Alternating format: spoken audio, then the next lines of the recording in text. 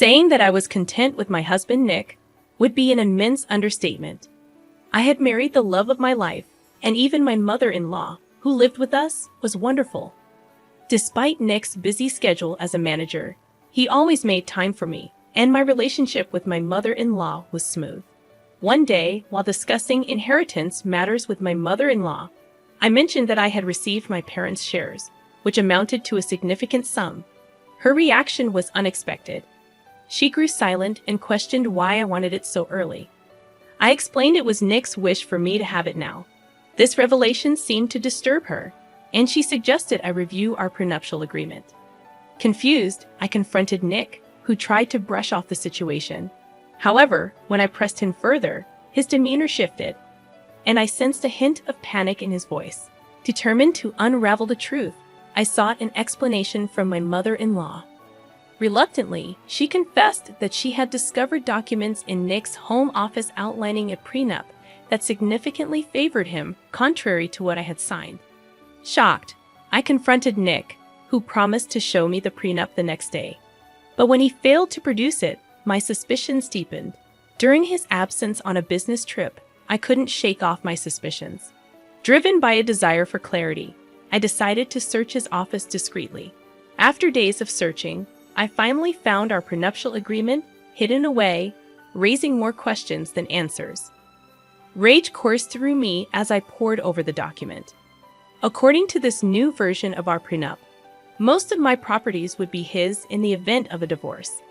I was utterly incredulous. The prenup I had signed with Nick, the one my lawyer and I had carefully reviewed, was nothing like this. It had outlined fair terms, where we retained rights to our personal properties and shares. Nick had seemed completely fine with it. I couldn't fathom how he had orchestrated this deceit behind my back. I immediately called my lawyer from back then, hoping for a solution. However, he seemed as clueless as I was, leaving me feeling utterly hopeless.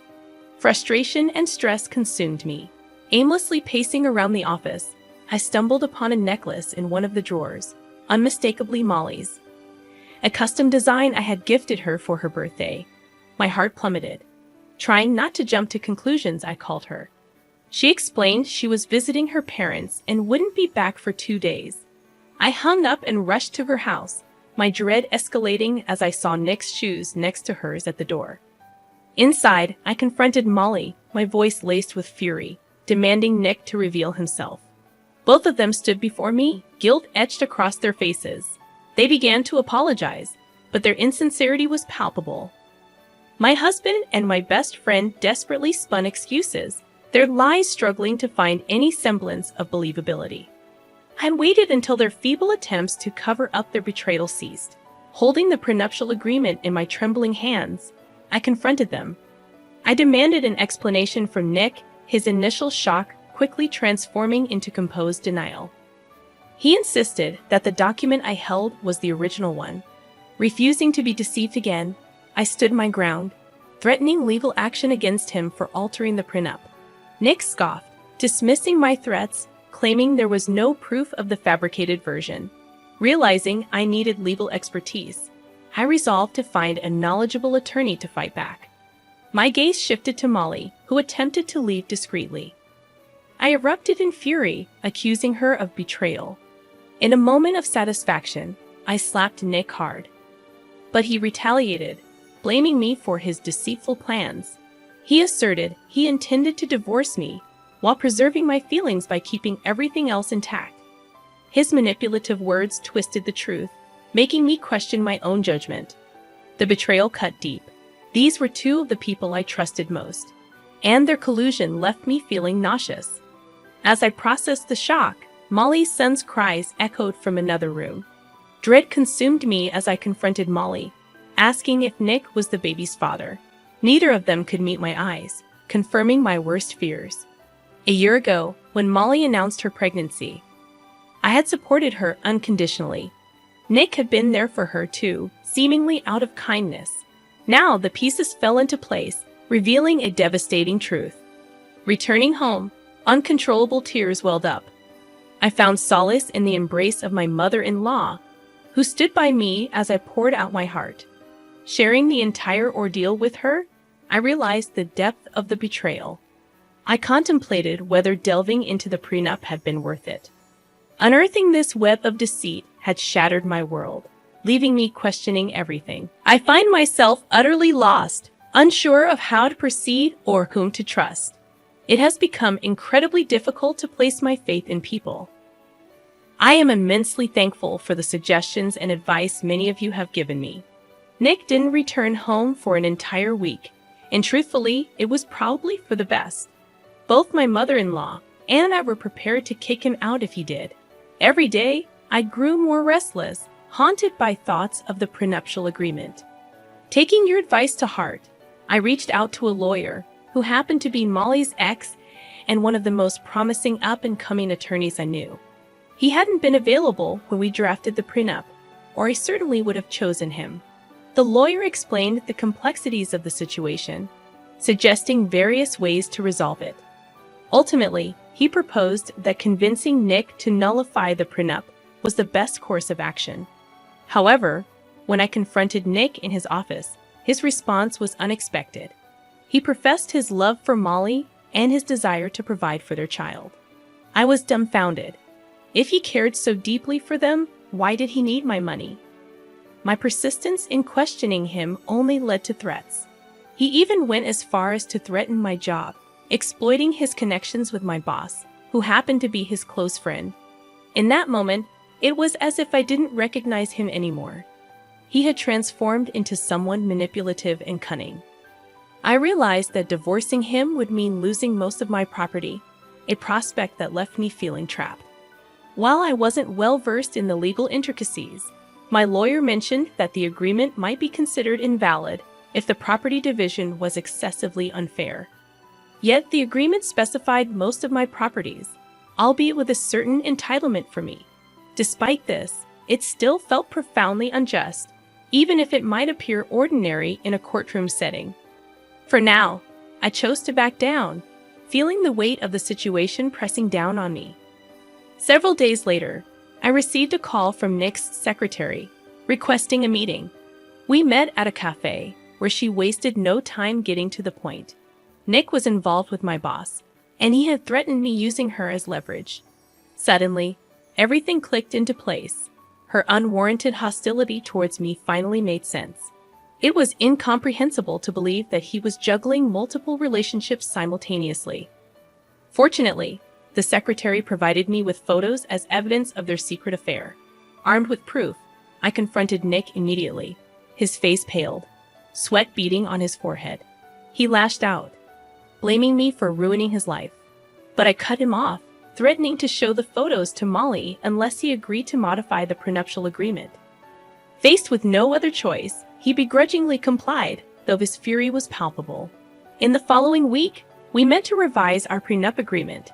Nick seethed with anger throughout the process, his rage evident to anyone present. When Molly saw her ex with me, she seemed genuinely surprised. Clearly, she hadn't anticipated seeing him after breaking things off upon learning about her pregnancy. After the prenup was successfully modified, I wasted no time. I filed for divorce, ending the toxic relationship that had left me broken and betrayed. Thank you, everyone, for your supportive messages. I want to share an update with you all. I've purchased an apartment and regained ownership of all my properties. The alimony was eliminated, a decision we both agreed upon. Most importantly, I've finally separated from Nick, and it feels liberating. He was involved with Molly for a while, but their relationship soared after she discovered him with my boss. In the aftermath, I resigned from my job and found a better position at a different company. On a personal note, I've started a relationship with my lawyer, Molly, and things are going quite well. It seems that karma works its magic after all. Regarding my relationship with Chris's children, Eric, 17, and Alice, 15, it has always been respectful and caring. While they refer to me as their mother figure to others, they prefer not to use the title mom when we talk privately or in front of other relatives. I've never insisted on the label, valuing our bond more than a title. However, this became an issue with my mother-in-law. She persistently pressured me, believing I should be called Mom by the kids. Despite my attempts to explain the distinction between being a mother figure and the title itself, she continued to push the matter aggressively. In a recent confrontation, my husband stood up for me, asserting that his mother's behavior amounted to harassment. I supported him and asked her to respect the children's choice in how they address me. Unfortunately, this stance led to criticism from other family members, friends, and even some acquaintances who believe we should comply with my mother-in-law's wishes to maintain family harmony. Am I in the wrong for not insisting that my stepchildren call me mom, and for not agreeing with my mother-in-law's demands? I can't believe your mother-in-law is suggesting that you should force your stepchildren into a specific parental relationship dynamic. It's almost laughable how she thinks you should have adopted them immediately after marriage and changed their last names to yours. The sarcasm aside, your approach is truly commendable. The way your stepchildren address you doesn't diminish the wonderful relationship you've built with them. I wonder if your mother-in-law's reaction stems from a fear that your lack of insistence on the title means you aren't attached to the kids. However, it's crucial to understand that the children's opinions matter most. If they want to call you mom, eventually they will, and if not, that's perfectly fine. By not pressuring them while offering unconditional love, you're doing the best thing for your relationship. You aren't their biological mother, so pushing them to address you a certain way isn't your place. The kids should have the freedom to express their preferences within the boundaries set by you and their father. If they choose to call you mom, it should be their decision. If they prefer using your first name, that should be respected too. Frankly, it's quite odd for your mother-in-law to get so worked up about this, especially after a decade into the marriage. I wonder if there might be something else going on with her health or emotions. Regardless, you're definitely not in the wrong here. I'm 26 years old, and I'm pregnant with my first child. My husband, Harry, and I are thrilled about it. We recently announced our pregnancy during a family party. Most people were excited for us, except for my sister-in-law, Jonah. She's 34 years old and happens to be best friends with my husband's ex-wife, Elisa. Elisa and Harry had a short-lived marriage in their early 20s, and it ended due to her infidelity. I met Harry almost 3 years after his divorce, and we hit it off instantly. We're now happily married and expecting our first child. However, Jonah believes that I somehow stole her brother away from Elisa, and that Harry still has feelings for his ex. Jonah frequently brings up Elisa in conversations with me, usually when Harry isn't around. While it was initially a minor annoyance, her comments escalated after I announced my pregnancy. She started suggesting that I should name our baby Elisa if it's a girl, which really bothered me. One evening, at a party celebrating Joanna and Theo's 5th wedding anniversary, she mentioned the Elisa name suggestion again. I lost my patience and publicly revealed something no one else knew. I loudly responded to Jonah, asking her if she wanted me to name my child after her high school sweetheart, Marcus, like she named her own son. Everyone at the party was shocked, including her husband, Theo, who looked stunned. I felt bad about hurting him, but I couldn't tolerate Joanna anymore. Harry and I left the party immediately without waiting to see the aftermath. I felt awful afterward, especially when Harry supported me, as he felt I did the right thing. However, his mother called and criticized me for my outburst, saying that I should apologize to Joanna and claim it was a joke. I was already upset with Jonah's comments, and Harry's mother's call made things worse. I declined to apologize and told her to pay attention to what her daughter says to others instead. She also called Harry, and they argued about the situation.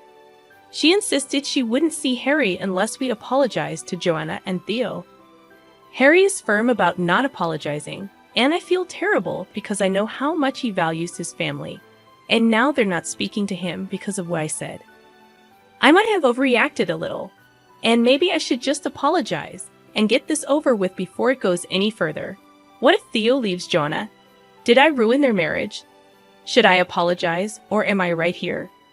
I really don't know what I'm supposed to do.